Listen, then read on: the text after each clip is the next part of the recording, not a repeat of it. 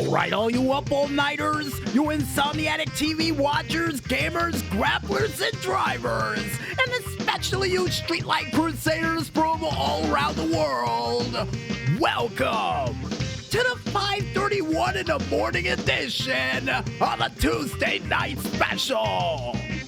I am your insomniatic host from the East Coast, DJ Smokey, bringing you the best from the North, South, East, and West that the world of music, games, and wrestling has to offer. And seeing the fact that we've hit the final streetlight show of the winter solstice, and we might as well stand it out with a streetlight bang, we might as well waste no time and explain to you guys what's going to happen on this final night of winter edition of the Tuesday Night Special.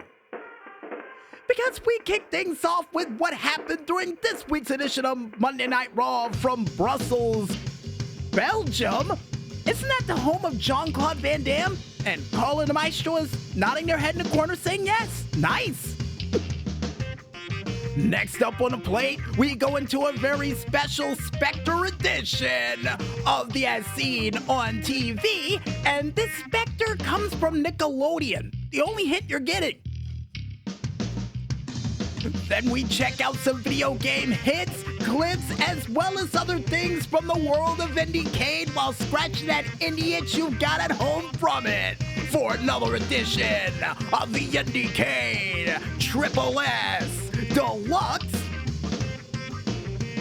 Then we find out what sort of swan song the winter solstice is gonna have and what sort of crazy outfit Dan the Weatherman Stu's got to send it off as he tells the weather for another edition of the weather update.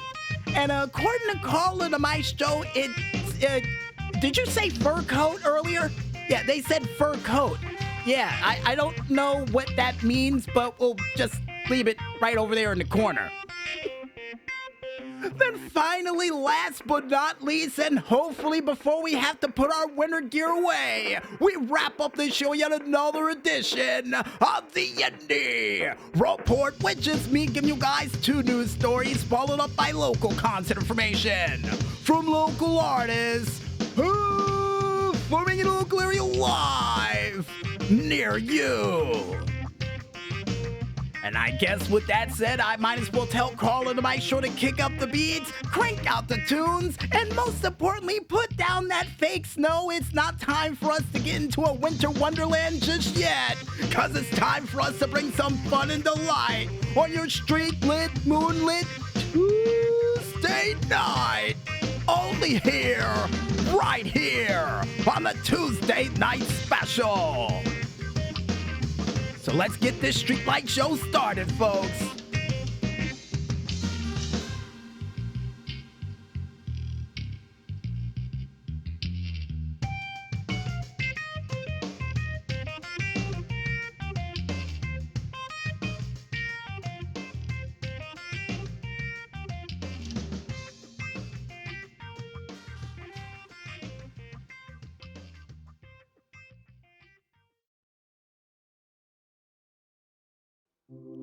Right, all you streetlight crusaders, and I guess a couple of wrestling fans who are still up for tonight. Welcome back to the Tuesday Night Special. And now it's time for us to talk about what happened during this week's edition of Monday Night Raw from Brussels, Belgium, home of one Jean-Claude Van Damme. Possibly one of my favorite Van Dammes behind none other than Rob Van Dam. And if you're wondering, yes, I did the whole thumb pointing thing that Rob Van Dam does, because, yeah, one of my favorite Van Dams. But besides me still wanting Van Dam in the same room as Van Dam for a Van Dam off, Monday Night Raw would kick off with none other than John Cena. And no, I wasn't saying it like the whole prank call thing that's been said 1,000 times over, was saying it because, yeah, it was a surprise to see John Cena in the building and the fans booing the daylights out of him and even singing, "John Cena sucks! John Cena sucks!" But John Cena at this point, who would not even say a single word for at least 3 minutes straight, which felt like a lifetime, would finally pick up the microphone and would say that you're making this easy for him. And would immediately say that he's been a victim of an abusive relationship and all they've done to him over the past 20 years is hurt him and treat him like a puppet. And he would say no more to it for F you seen a chance to break out. And then would immediately address the elephant in the room, saying that he's not a babyface, he's not a heel, he's a human being, and every one of you has been awful to him. And then since day one, you've all let me know how much you hate me and not worthy of your attention. So he decided to change himself. And it was good for a while, but it didn't work and it was still not enough. He worked hard and won and won and won, sounding more or less like a T-Pain song at that point, but definitely won a lot of matches and championships to go along with it for everyone to hate him for it. And tried to give himself away for well over 10 years, and that still wasn't enough. And said that he could walk away into the sunset after announcing his retirement and tried to make it special for people to ruin it for him. And then for them to immediately start singing na na na na, hey hey hey, goodbye. Now, we had to abbreviate it so that we didn't get any copyrights for it, but nevertheless would immediately go on and say, each and every one of you idiots proved my point because all you do is take and care about yourselves. Because the second all this happened, they said it was trending online and everybody would say the same thing. What are we gonna get? What are we gonna get? And he would say, you get nothing. And you get what you earn around here, and you've all deserved nothing. No new music, no new outfit, nothing. But a chance to take a long look at yourselves in the mirror and see how awful you've been to me for these many a years. For we want Cody chance to come out, and then for Cody to come out before John Cena would say, oh yeah, cheer on the new shiny toy before you put this one out the pasture. Which I felt that one, and ouch, ouch. But before Cody could even make his way out, we would hear him actually berate the people who was supporting him this whole time, saying that they were the worst of all, saying that they wore his stuff to feel comfortable, and at the same time doesn't even live by his words and just uses stuff to live their pathetic lives, and they're in a toxic relationship and he's cutting them all off tonight and doesn't care about any of them. For Cody Rhodes to make his way out to the ring with the fans singing along with his song, and for him to hold on to the championship high above his head for the Cody Rhodes chance to take place in that arena that night. And at the same time, he would tell John Cena that he was willing to give him the benefit of the doubt and just hear what he had to say. But after hearing what he had to say, he said the reason why in the world people, everyone gave themselves to you because they gave you your best because you were special and you could carry it and take it. But at the same time, we would hear Cena say, listen, kid, for Cody to immediately cut him off and say, it's not kid, it's WWE champion. And would ask him, who the hell is this guy? What happened to the guy that was on a t-shirt? And I was hoping to see that guy on the t-shirt instead of what we're seeing right now. Because if this guy shows up on the road to WrestleMania, I'm running it over and sending it off and retiring it early. And then to add the final bullet point to this whole thing, we would hear him say that, yeah, I hope that John Cena on that t-shirt shows up at WrestleMania, because if this one shows up, it's in trouble. And he would tell him to go find him and not this whiny bitch. Ooh. For Michael Cole to add more salt in the wound as John Cena would just drop the microphone, take his towel, and get out of Belgium. For him to say that he can't believe what John Cena said. Because of the fans, he became a multiple-time champion and a millionaire, and he came out here like an entitled prick. Yikes! But my spin on the whole situation, once again, is a desperate man at the end of his rope, and at the same time, it's a case of Superman tired of being Superman and just wanted to be human for once. And unfortunately, thanks to the fans doing what they did, he can't be human now, can he? And with that being said, folks, and after John Cena just turned his back on everyone, we head into our first match of the night, which would see none other than Ludwig Kaiser going one-on-one against Penta in a no-holds-barred match. And before this match could even begin, he would say he's gonna take Penta out for good, and after he destroys him, nobody will remember him, and he'll truly show him what fear is all about.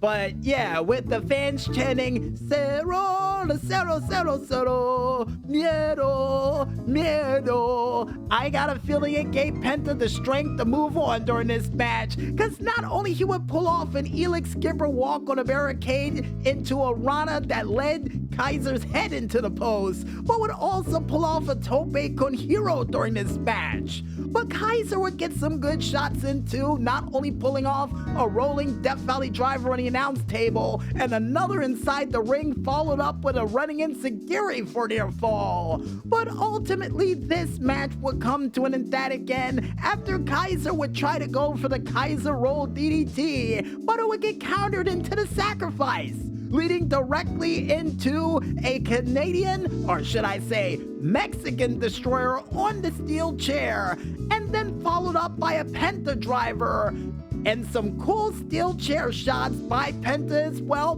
prior to that said Penta driver and Mexican destroyer via pinfall. And after the match was over, we would hear from Penta saying, Brussels, thank you, and you were amazing. And the new era of Penta is here for not only this continent, but all continents. And would actually say that his next thing is to go for the Intercontinental Championship. And would even stare down Braun Breaker prior to his match. But before we get to that, folks, and speaking of Penta, backstage in the Judgment Day's clubhouse that looked a little bit different and with a lot more graffiti, we would hear from Finn Balor thanking Dominic for getting him the title match, for Dominic to bring up something that I got a feeling probably ticked Finn off, by telling him, yeah, he's found someone and he wants him to join the Judgment Day, and it's none other than Penta. For Finn to say, did you not just hear what this man just said? He's trying to go after my Intercontinental Championship and you want him to join the Judgment Day? You're a snake. And after getting called a snake, Dominic would say, well, I didn't know he was going for the championship. Nobody didn't tell me that. For Kalisto to say, don't you watch the show?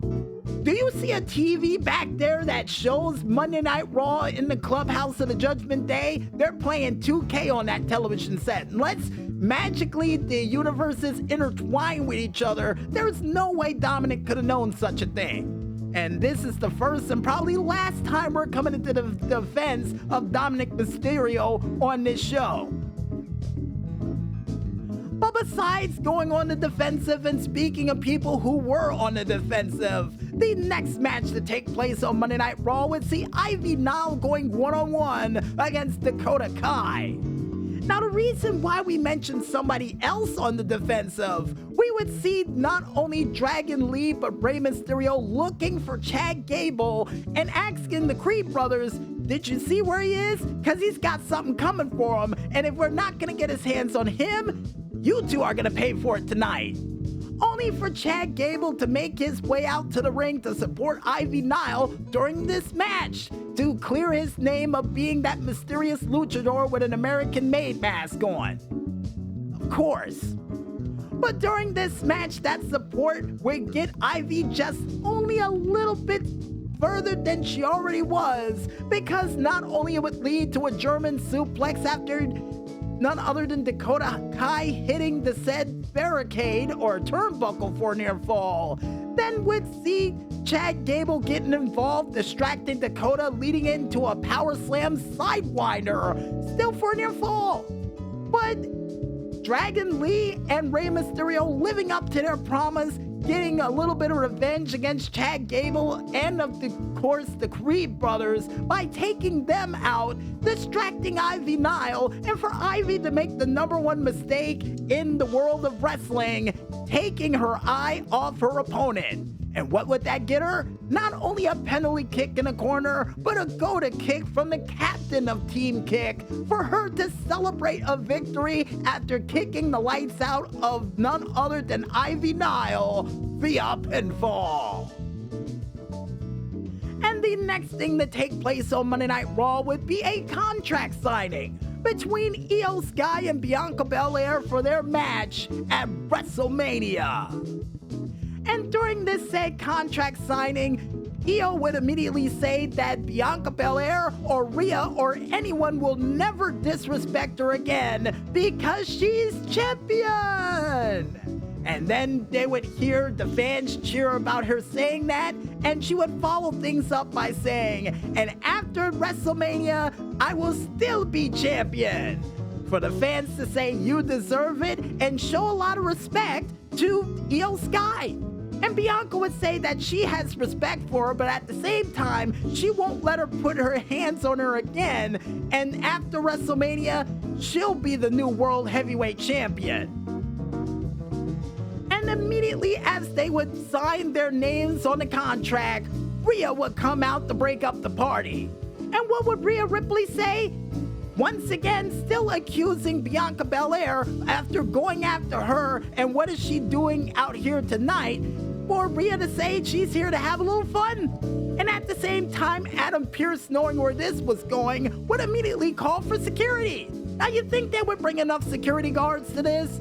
Absolutely not. Because as Bianca and Rhea would go back and forth and Io feeling ignored again as the champion, she would decide to interject herself only for Io to get mushed in the face, and then for Io to try to take out Bianca, only for Bianca to get headbutt by Rhea, then for Io to get powerbombed on top of Rhea on top of a table that would not break. But I got a feeling it broke the spirit of the both of them, because next thing you know, Rhea would pull a full Shawn Michaels in 2003, circa 2004, when Chris Benoit won the Royal Rumble, was about to sign the contract for a one-on-one match, and it led to a triple threat thanks to Stone Cold Steve Austin making it official thanks to the contract being signed. But the only difference between then and now, folks, well, yeah, Bianca and Io already signed their names on the contract. So Adam Pearce would try to get the contract back from none other than Rhea backstage for Rhea to act like a 3-year-old and say, no, put me in a match. I'm not giving a contract till you put me in a match. No. And then somebody who would snap her right back into reality would be none other than Bianca Belair, hitting her with forearms directly to the face next to an equipment box backstage for Io to try to get her licks in, only for Bianca to say, stay out of this is my business, and then for Rhea to get the upper hand on both of them, throwing them into the equipment case and effectively taking the both of them out. Reminding me once again, just like the triple threat match at WrestleMania 20 between Chris Benoit, Shawn Michaels, and Triple H. Right down to a T. And I got a feeling the same thing that happened then may happen now. But speaking of world title turmoil moments, folks, the next match, if you can call it that, would see Jey Uso going one-on-one against Austin Theory. Now, prior to this match, Jey Uso would say that he's been doubting himself, but he's come halfway across the world just to whip someone's ass, only for Gunther to come from out of nowhere backstage and get in a confrontation about what happened with his brother Jimmy on SmackDown, who said that the ring general is about to drop rank because we all gonna yeet when we get to Las Vegas and you lose that championship. And after hearing those words, he would try to strike back at Jay for Jay to say, "Oh, I'll see you, G. I'll see you, G, later on. Yeet." And then immediately go out and lead Belgium into a yeet fest like he's done all across the world or around it for the past several weeks on this road to WrestleMania. And if you're wondering why in the world we're mentioning all of this instead of the match, well, let's just say if you took a bathroom break, you might have missed it.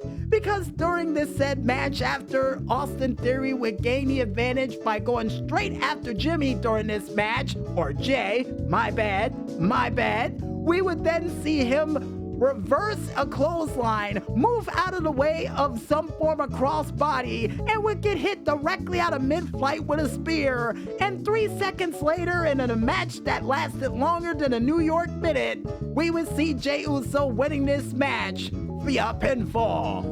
And Grayson Waller, who decided to try to help out, he would get super kicked in the face for it.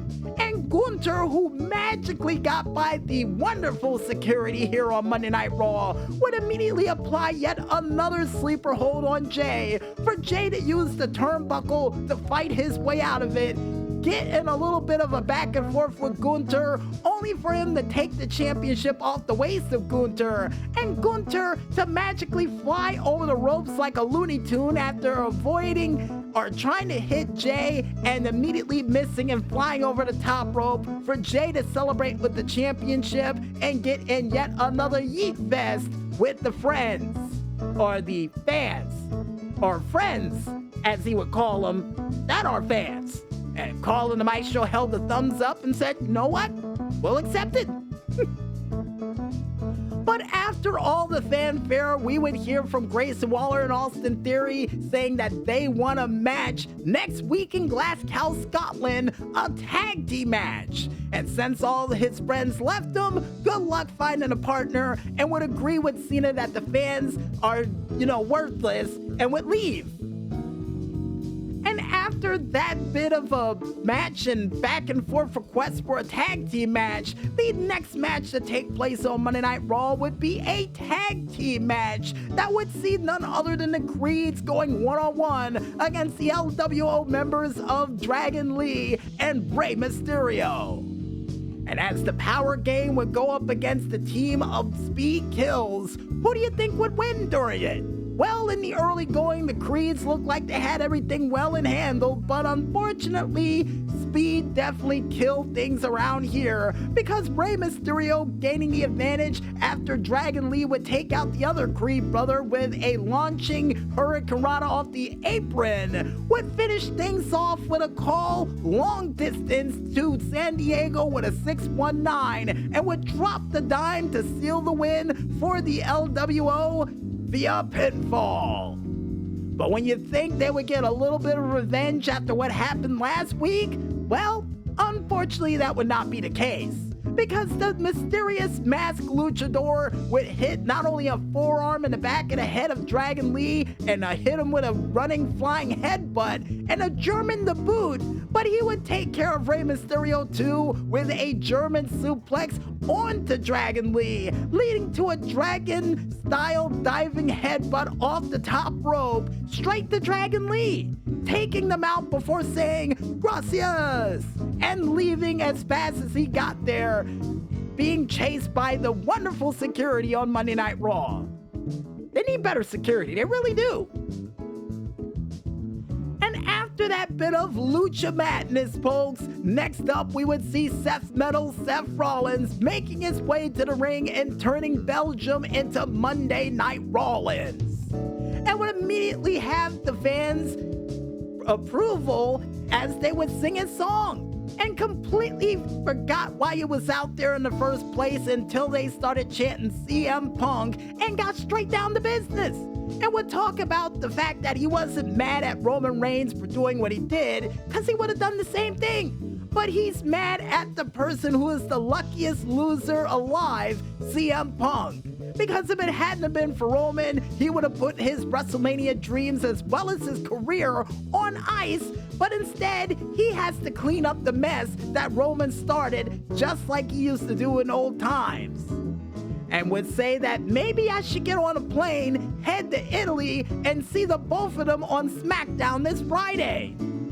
And then would say to the fans out in Belgium, you've been a wonderful crowd. That's gonna happen Friday, but for tonight, do me a favor and sing me out with my song.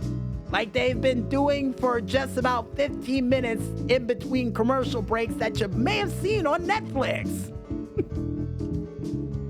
Then you would see backstage none other than the phenomenal one, AJ Styles.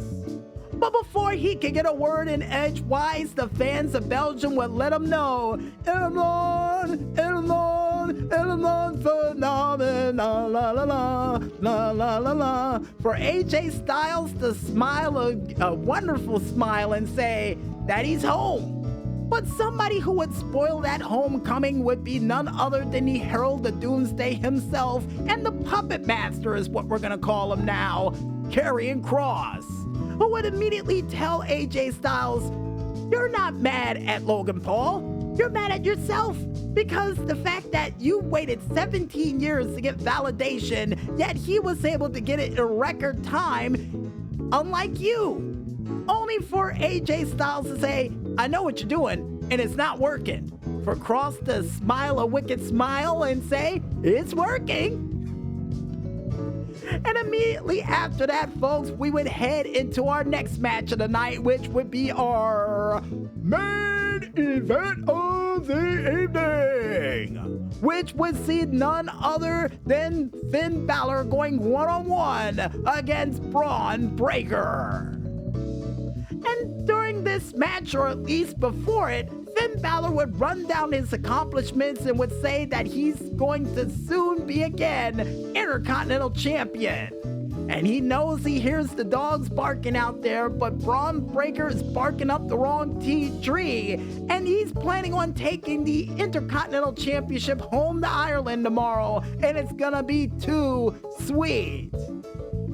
But you think with Finn Balor having the advantage of it being St. Patrick's Day on his side, that he would somehow walk away with championship gold and really make this said St. Patrick's Day sweet?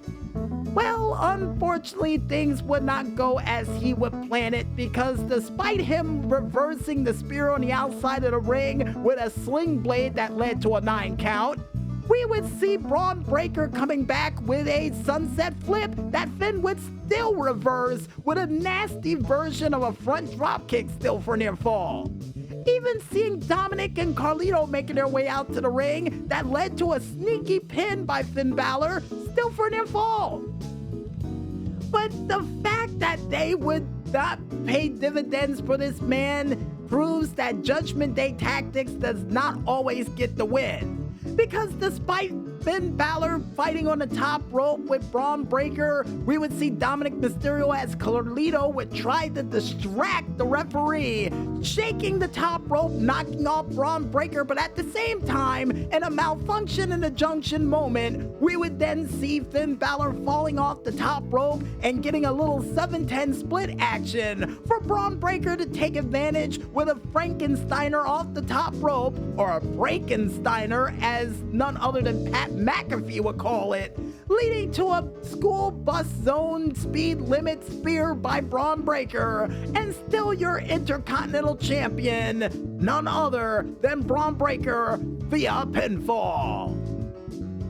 After winning the match to clean up their mess, we would see Carlito and Dominic trying to attack Braun Breaker for Penta to make his way out to the ring and take care of the both of them with super kicks to the face, and even seeing Braun Breaker snapping back into it and snapping Carlito's spine in half with a nasty spear. Only for Braun Breaker and Penta to stand off and, I guess, find out what happened and say they're gonna challenge each other in the near future to a match with gold on the line. And Carl and the Maestro said they had a bit of a standoff for the cameras to fade to black afterwards. And that's better than what I said. But what will happen next week? Will we see Lia Valkyria lose her Intercontinental Championship to none other than a member of the Judgment Day? Well, what sort of partner we're gonna see Jey Uso tag with? And what will CM Punk say once they get the Glass Cow Scotland? And why do I have a sneaking suspicion that Drew McIntyre's gonna be there to claymore his head off to get a little bit of revenge after what happened at a Clash in the Castle? We'll find out the answers to that and many more next week for another exciting Glass Cow Intercontinental Different Time Zone edition of Monday Night Raw that I got a feeling I'm gonna have to set a DVR to get the proper time for it so we don't miss it again. And I guess with that said, folks, I think it's time for us to head back to that music as we go grab a glass of water. And when we return, we'll be back with more of that Streetlight Delight as the Tuesday Night Special rolls on right after this. So don't fall asleep just yet, folks, and stay tuned.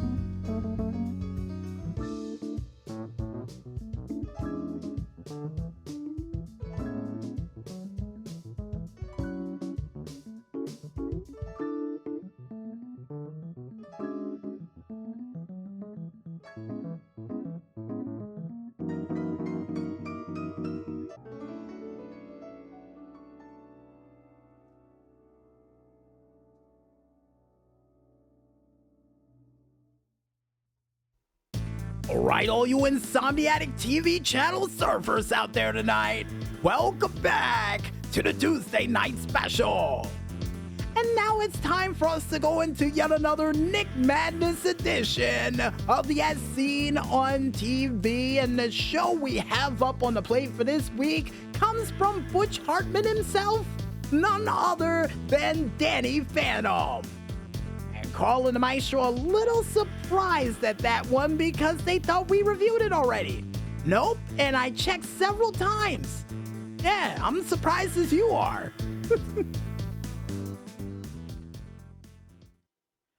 And the meat and potatoes of this said show sees a young 14-year-old by the name of Danny Phantom who would fall victim to an unfortunate accident that would give him ghost powers to try to save the world with them. And that's the best meat and potatoes that we have for this one. And funny enough, his parents are ghost hunters, Maddie and Jack Fenton. But besides the ghost hunting business, what did I love about this said show? Well, first off, I actually loved the theme song that was featured for this said show. And not only that, but the people that were involved during it as well too. Cause not only during this said show did you have none other than David Kaufman, who would play none other than Danny Phantom for well over 49 episodes, but he would also play in, and according to Carl and the Maestro, none other than Rizian Isles during one episode as Dave Robbins, even would play a businessman in the 2008 horror film of Prom Night, and would also revise his role as Danny Phantom, a part of not only Nickelodeon's All-Star Brawl 2, Nickelodeon Kart Racers 3, Nickelodeon Extreme Tennis, and of course the first Nickelodeon All-Star Brawl, and as well as being a part of Goldie and the Bear as Bricks and Beanstalk Jack for 17 episodes. Nice! Then you have none other than Gray Griffin, who would play Sam, a part of this show for 48 episodes.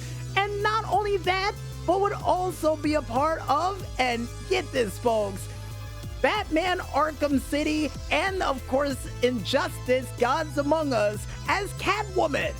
And would even be RC in Transformers Revenge of the Fallen, and a part of the Loud House for 181 episodes as Lola and Lana. Next up on the plate, it would have none other than, and according to Carl and the Maestro, Ricky Deshaun Collins, who would not only be a part of Little Giants as Briggs in 94, but would also play Eric, a part of the said TV show of Star Trek The Next Generation for 3 episodes. And would even be a part of Warriors of Virtue as none other than Chucky. And no, Carl and the Maestro, not the killer doll, a part of the Child's Play series. Then you would have none other than, and according to Carl and the Maestro, Rob Paulsen. And they already started to roll their eyes because they know I'm going through a long list with this guy. Because not only he would play Jack Fenton for 42 episodes of this show, but would also be responsible for playing Pinky, a part of Pinky in the Brain for 65 episodes. Even seeing him as Yakko Warner and Pinky, a part of 2 different versions of the Animaniacs. And would also be Donatello, a part of the 2012 version of the Teenage Mutant Ninja Turtles, and the original Raphael back in '87. Not bad. And despite me keeping that list short and sweet, next up we have Katie Sotzi. And hopefully we said that name right because she would play Gilbert Farnsworth in 21 episodes of Futurama. But also would be Lola Bunny in '96 version of Space Jam, Young Nick a part of Zootopia, even Lil and Phil a part of the Rugrats, and the entire movie series of the Rugrats as well too. Next after that, you would have none other than S. Scott Bullock, who would not only play Dash Baxter for 38 episodes of this show, but would also play Eddie the Cow, a part of the Barnyard series and movie, as well as a glowworm and a wasp survivor, a part of the Ant Bully, and also would play Otis the Prisoner and Red Skull in The Secret of Monkey Island video game in 1990. That I never beat too. Next up after that, you would see none other than, and drumroll please, Colleen O'Shaughnessy. According to Carl and the Maestro, is Shaughnessy. You sure it's not Shaughnessy?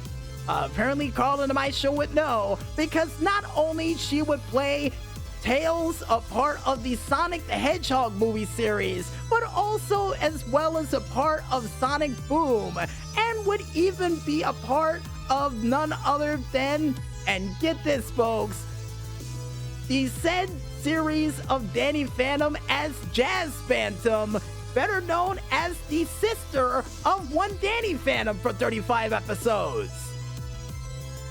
And would also be Manus in Marvel Rivals. Before I could possibly forget to mention that one, because Carl and my show wouldn't let me forget.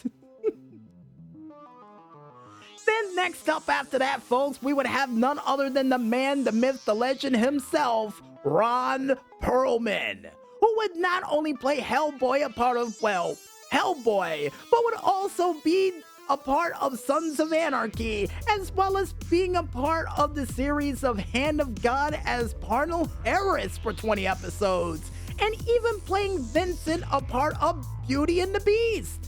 And I'm surprised I didn't realize that sooner, because his voice sounded very familiar. Then next up after that, folks, you would have none other than Maria Canales-Vera, who would not only play Teresa Russo, a part of 106 episodes of The Wizards of Waverly Place, but would also be responsible for Hawkgirl, a part of the Justice League animated series, and would play Connie Torres, a part of the 2008 film of Camp Rock. And according to Carl and the Maestro, would also play young Irene in My Family in '95. Nice! Next up after that, you would have none other than D. Bradley Baker, who would not only during this series would play, and Carl and the Maestro said we'll take over from here because they would play his favorite character, a part of that said show, which would be none other than, and wait, that's your favorite character, Mikey, for 18 episodes of this show? They would just nod their head and say yeah.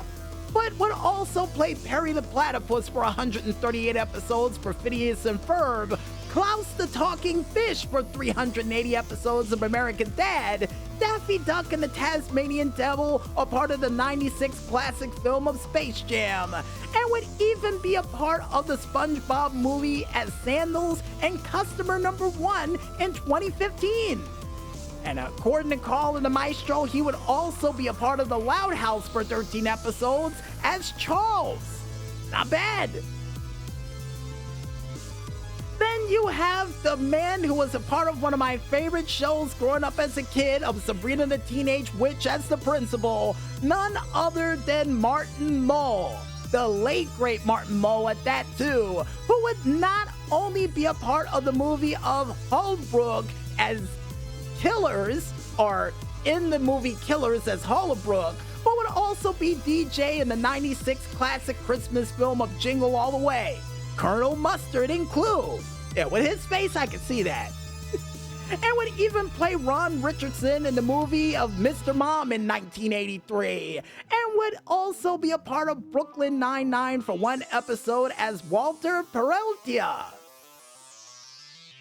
And finally, last but not least, the woman of 1,000 voices, who would be none other than Tara Strong, who would not only play Ember, the ghost rocking girl, for 14 episodes, but would also play Harley Quinn, a part of everything you could imagine under the sun for Batman, but would also play Bubbles, a part of 78 episodes of the Powerpuff Girls, Raven, a part of Teen Titans and Teen Titans Go, and also Barbara Gordon, a part of The Killing Joke, Princess Twilight in My Little Pony the movie, even play Kitty Fairy and Mama Box, a part of 31 episodes of Gabby's Dollhouse, and would also revise her role as Bubbles, a part of Jellystone, and Truffles for one episode of the said show too, and also play Truffles, a part of the TV show of Chowder. I think we covered all the bases, didn't we? And Colin and my show nodded their head and said yes.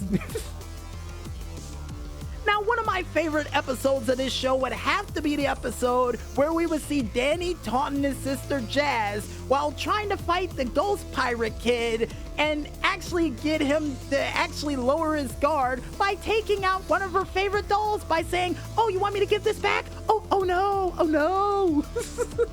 And would pull the stuffing out of the doll for him to get caught by Danny Phantom using that cool thermos, which they would use instead of the guns you would see the Ghostbusters use to capture ghosts, which I always thought was a very interesting twist for the show.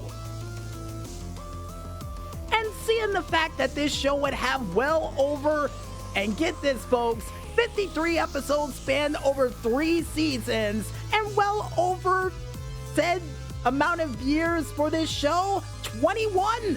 Because this show would officially kick off as of April 3rd of 2004 and would last only just a little under 3 years for August 24th of 2007. And seeing the fact that we don't know how to review shows along the lines of TV Guide or any of those other famous TV reviewers that you know of out there, we say this. If you guys want to go ahead and watch a show that features a 14-year-old boy trying to live a school life and a ghost life while trying to save the world and live his life as normal as he possibly could while capturing ghosts using something that you would most likely find in your lunchbox if you're heading off to middle school, then I recommend you go out there, pick up your TV channel remotes, and watch that show. And trust me, folks, definitely one hell of a show to watch with a lot of cool ghost-like moments in it. And I guess with that said, folks, I think it's time for us to head back to that music once again, and when we return, we'll be back with more of the Tuesday Night Special right after this. So don't go watching reruns of Seinfeld just yet, folks, and stay tuned.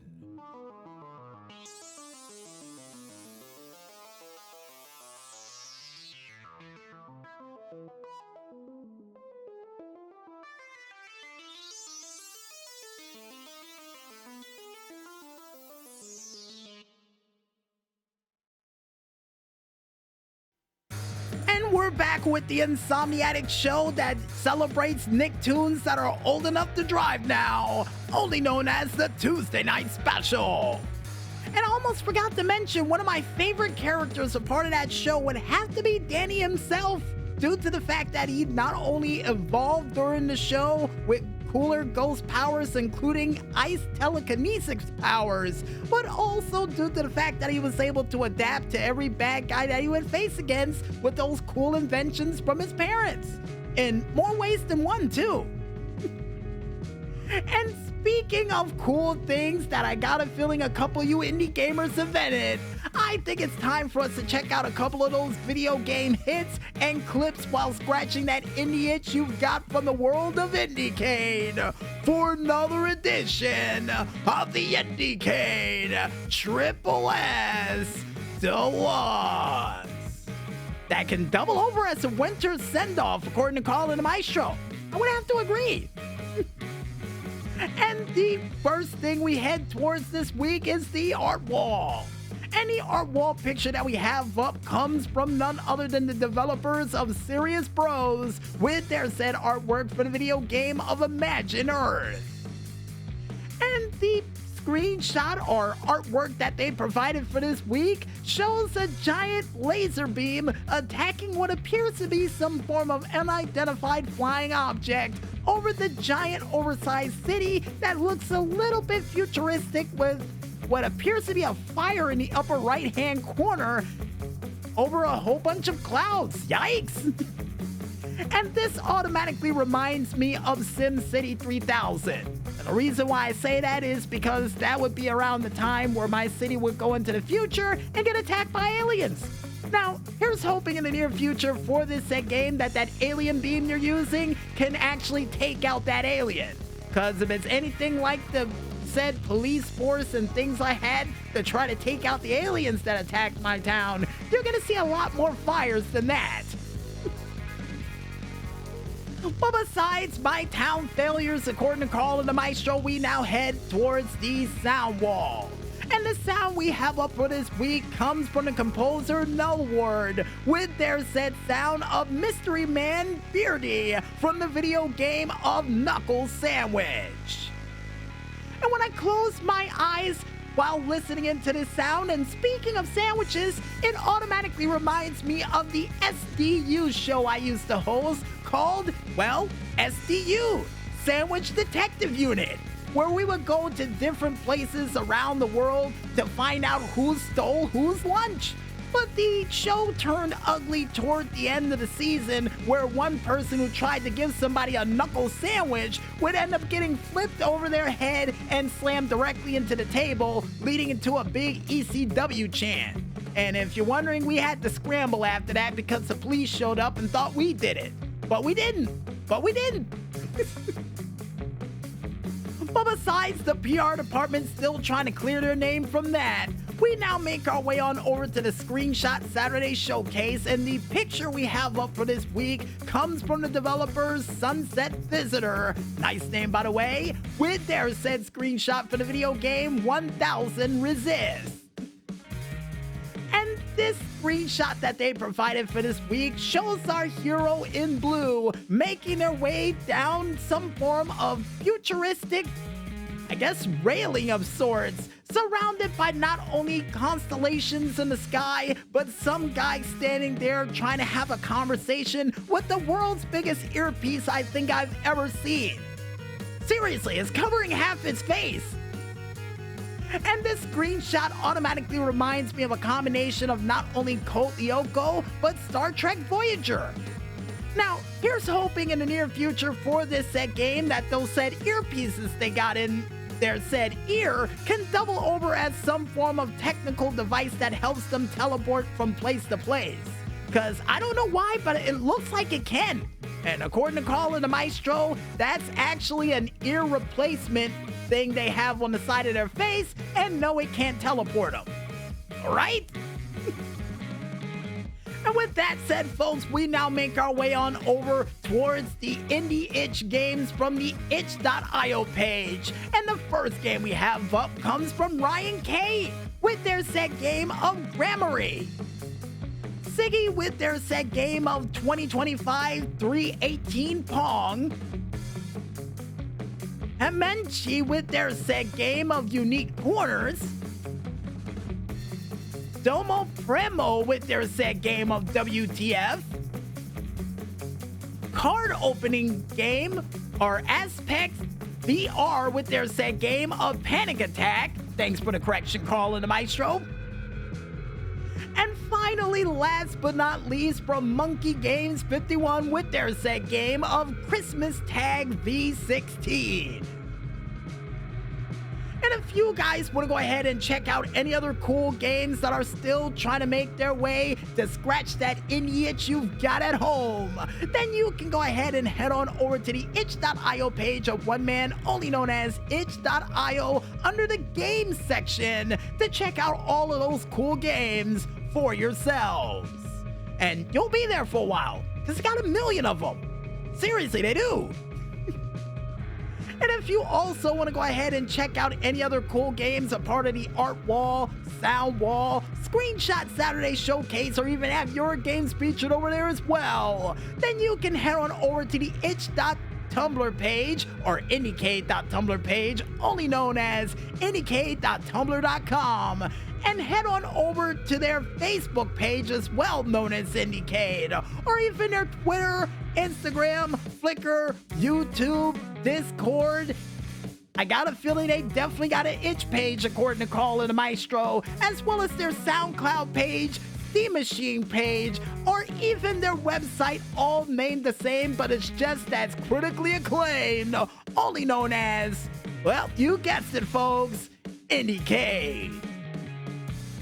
And as another bit of a heads up and a small PSA according to Call of the Maestro, the submissions for the IndyCade Horizon Showcase are open. So make sure you head on over there and submit your games today so they can be mentioned a part of the show. Seriously, don't burn daylight. We want to mention them.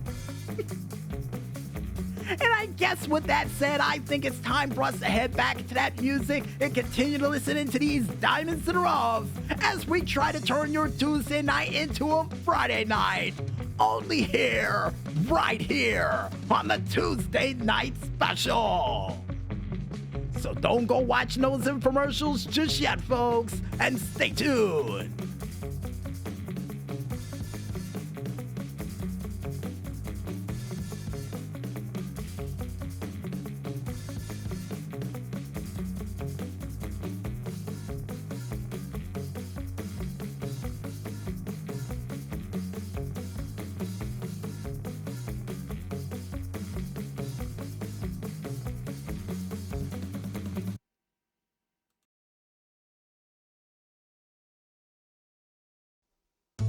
Alright, all you Streetlight Crusaders, welcome back to the Tuesday Night Special.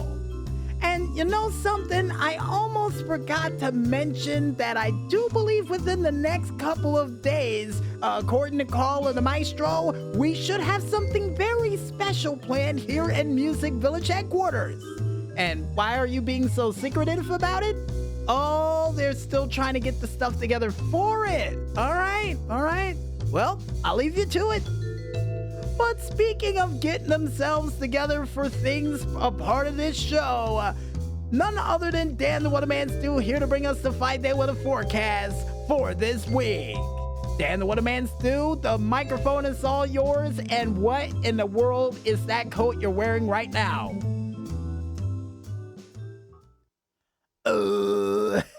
Hey, ladies and gentlemen, boys and girls from around the world, it's your boy from Chicago, Illinois, Dan the What a Man Stew here to be the final weather forecast for this week. And it's a mink coat that I was able to break out for the last day of winter. Extra cold. Extra cold? Wait, hold on. Extra cold? I hope you know it's currently 34 degrees right now due to that new thermometer we got hooked up around here. That What a Man Stew doesn't feel like that's warm enough. That's why I got the coat. Of course. Well, you know, don't worry, Dan the What a Man Stew. By Thursday, weather should normalize, and hopefully, you know, you'll get a chance to actually experience some spring-like weather. And, speaking of weather, why don't you do me a favor and do the weather? Yeah, while I go over there to check and see if the wind knocked down the garbage again. I almost forgot about that. One sec. All right.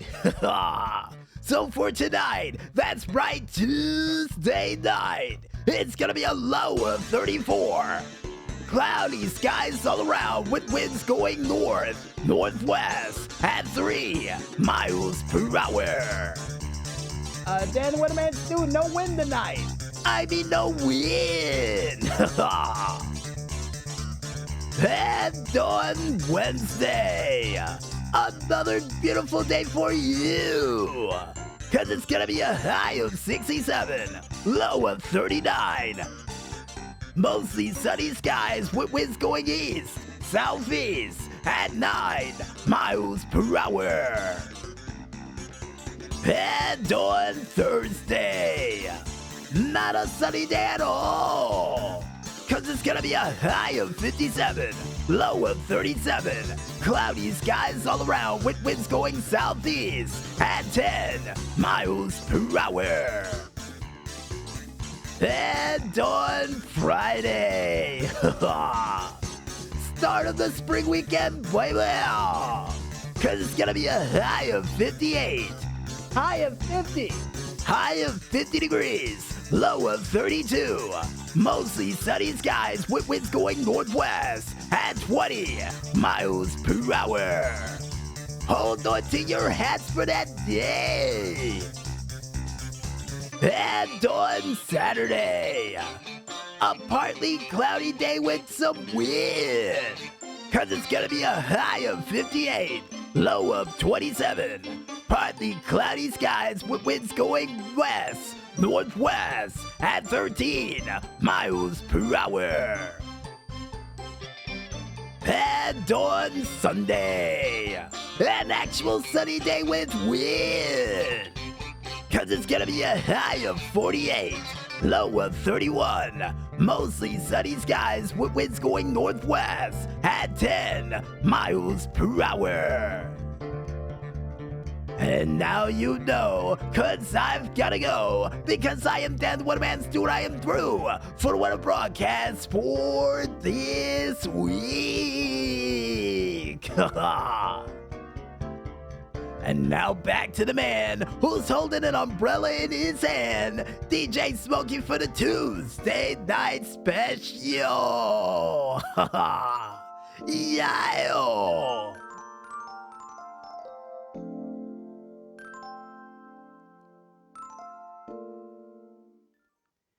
Well, Dan, the One Man Stew, you want to know the reason why I'm holding on to this umbrella? Well, for one, I heard that there was going to be surprise showers tonight, and on top of that, for some strange reason, I found this in the back of your car, and it flew all the way down the street. So yeah, you're welcome. I got your umbrella back after it flew out of the back of your car.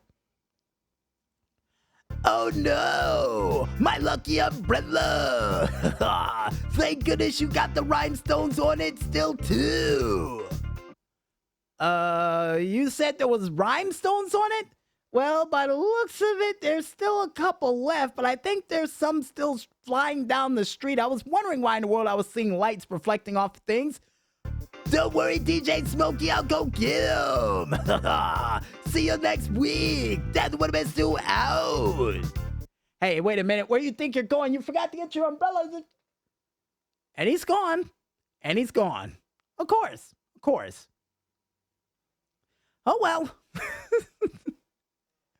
Well, while Dan the Weatherman Stew tries to go get his umbrella with rhinestones in it, I think it's time for us to get back into that music, and when we return, we'll be back with another edition of the Indy Report right after this. So don't head downstairs for that pre or post midnight snack just yet, folks, and stay tuned.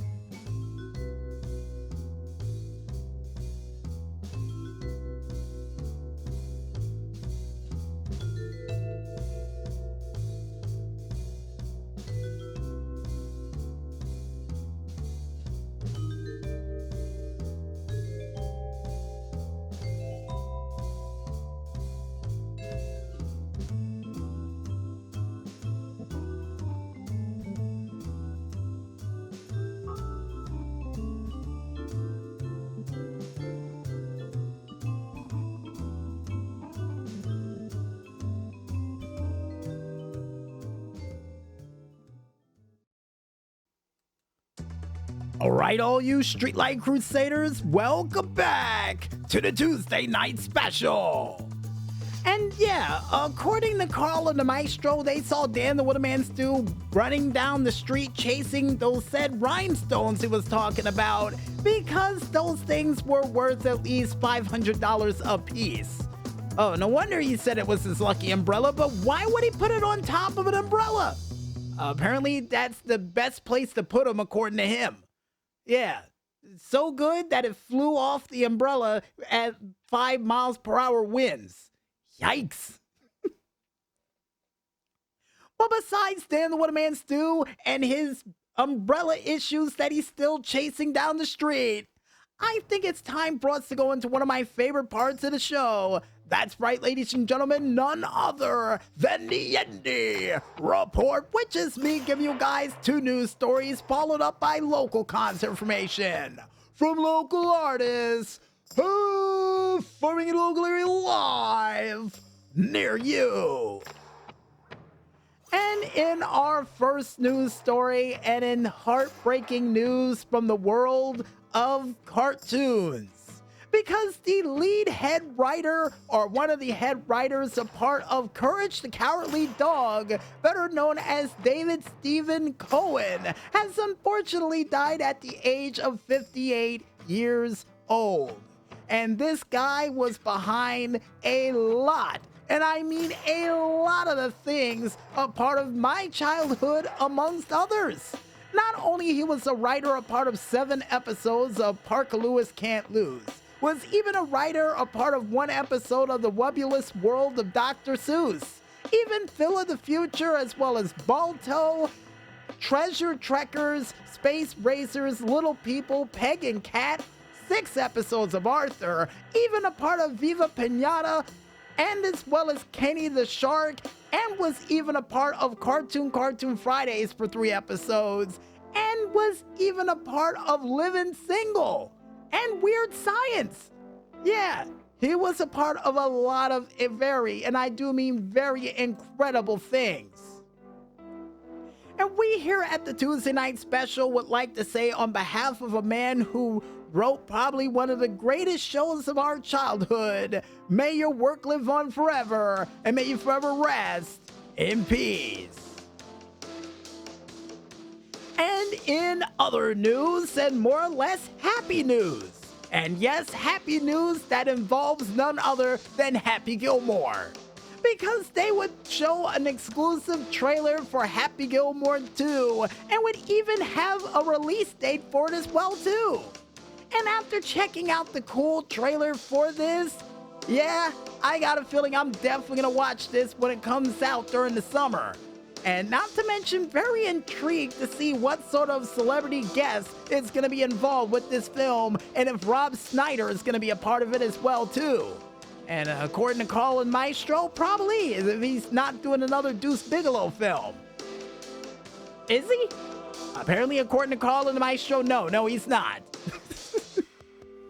And if you guys and gals out there want to go ahead and check out the cool trailer for this said Return to the Links for Happy Gilmore, then you can go ahead and head on over to the said Consequence page of one man only known as consequence.net, or over toward the YouTube page of one man known as Netflix to check it out for yourselves.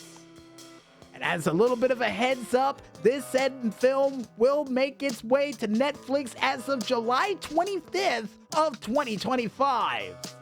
Nice, right in the sweet spot of summer is what I call it. And with that said, folks, we now make our way on over towards that concert information. And we kick things off with Wednesday, March 19th. And the first band we have up is Sway, who's going to be performing at the Cutting Room in New York, New York at 5:30 p.m. Trevor Finley is going to be performing at the Bootleggers Inn in Nashville, Tennessee at 6 p.m. Rock Island is going to be performing at the Laguna Bob in South Padre Island, Texas at 6 p.m. Ollie Ride is going to be performing at the Brick by Brick in San Diego, California at 6 p.m. Eric Schaefer and the Other Troublemakers is going to be performing at the Monterey Court Studios, Galleries, and Cafe in Tucson, Arizona at 6:30 p.m. Jim Sloan with Hugh Mayer and the Berkeley Sisson and Guest is all going to be performing at the Red Brick Tavern in Conroe, Texas at 7 p.m. Born Divine the God with the Wu-Tang Clan is going to be performing at the Yucca Tap Room in Tempe, Arizona at 7:30 p.m.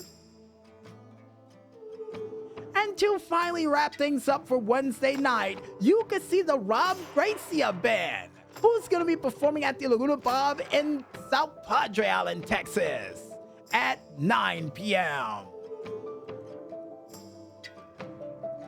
And on Thursday, March 20th, you can see these following bands performing in a local area near you live. The C4 Band is going to be performing at the Bobby's Idle Hour Tavern in Nashville, Tennessee at 12:30 p.m. Mac Hooligan, nice band name, is going to be performing at the Monterey Court Studios, Galleries, and Cafe in Tucson, Arizona at 6 p.m. Nathan Hubble is going to be performing at the Laguna Bob in South Padre Island, Texas at 7 p.m. Last of our kind with Not, Idle Mind, and Dissonant. It's all going to be performing at the Brick by Brick in San Diego, California at 7 p.m. Brothers and the Haze is going to be performing at the Blue Note Lounge in Oklahoma City, Oklahoma at 7 p.m. Debbie Glenn with Billy Hillman and Scott Nutter is all going to be performing at the Red Brick Tavern in Conroe, Texas at 7 p.m. The Wild Chicago is going to be performing at the Reggie's in Chicago, Illinois at 7 p.m. The Langers Ball is going to be performing at the Fibber McGee's Irish Restaurant and Pub in Chandler, Arizona at 7:30 p.m. Grateful is going to be performing at the Wayfarer in Costa Mesa, California at 8 p.m. And to finally wrap things up for Thursday night, you could see none other than Patrice Pike, who's going to be performing at the Saxton Pub in Austin, Texas at 8 p.m. And on Tuesday for next week, which will be the 25th of March, man, we flew through this month, you can see these following bands performing in a local area live near you. Hamero is going to be performing at the Max Restaurant and Nightclub in Eugene, Oregon at 5 p.m. Nigel Mack, nice band name, is going to be performing at the Crazy Uncle Mike's in Boca Raton, Florida at 5 p.m. The Jesse Williams Band is going to be performing at the Dazzle Restaurant Lounge in Denver, Colorado at 6 p.m. Shelly King with Carolyn Wonderland is going to be performing at the Continental Club in Austin, Texas at 6:30 p.m. Nate Nielsen Acoustic is going to be performing at the Red Brick Tavern in Conroe, Texas at 7 p.m. You can also see Paul Bearer, Cinderwell, and Pyre, who's all going to be performing at the Brick by Brick in San Diego, California at 7 p.m. Dan Vass is going to be performing at the Little Bar and Restaurant in Goodland, Florida at 7 p.m. Marty Seymour is going to be performing at the Virginia Beach Froggies in Virginia Beach, Virginia at 7 p.m. Desert Bloom is going to be performing at the Laguna Bob in South Padre Island, Texas at 9 p.m. Taraka. Or Taraka? According to Carla, my show will go with the second one. It's going to be performing at the Pete's Candy Store in Brooklyn, New York at 10 p.m. And to finally wrap things up for Tuesday for next week and all the bands we're going to mention for this week and for the winter solstice, you can see Dustin Sellers as Bad Bachelor with Hollerhead, Shinagi, and Fleeting Suns, who's all going to be performing at the Basement in Nashville, Tennessee at 8 p.m. And apparently, according to Carl and my show, we got 2 more bands coming in hot. All right?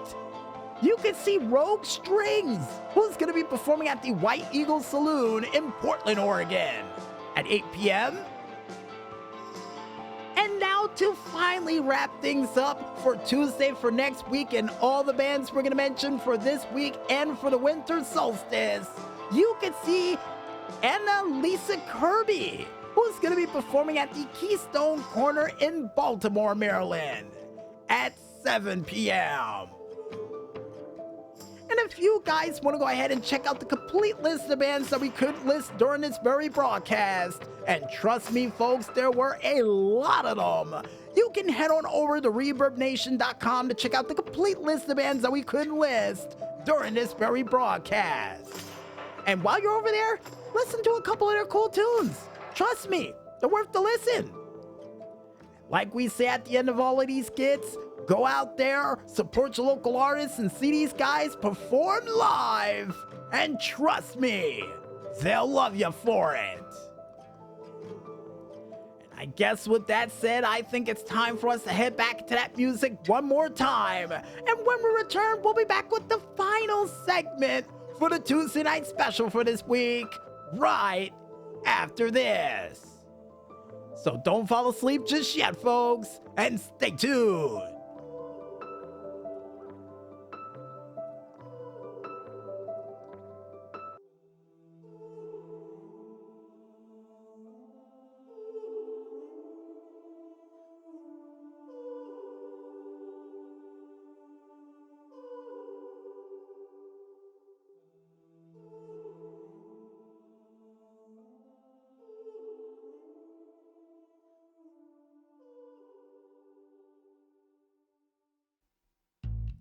Well, all you Streetlight Crusaders, seeing the fact that we ran fresh out of Streetlight Crusading oil and it's just about that time for us to get out of here to get some more for next week's show, we might as well bring the Tuesday Night Special for this week to an emphatic close.